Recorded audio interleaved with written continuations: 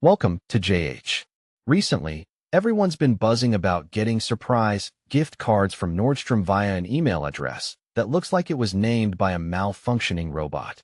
Naturally, the collective internet panicked, wondering if this was a clever scam or a genuine retail miracle.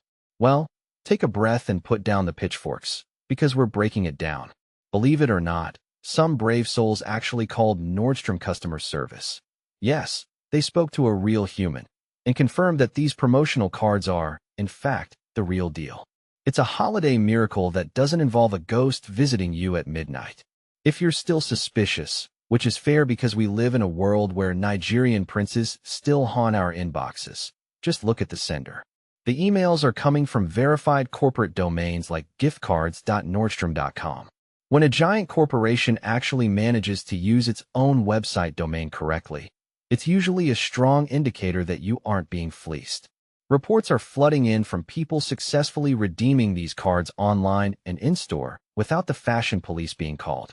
It turns out the balance actually works, so you can finally go buy that designer sock you've been eyeing. Now, for the tech fail portion of our program. Some shoppers receive the same gift card email 4 times in a row.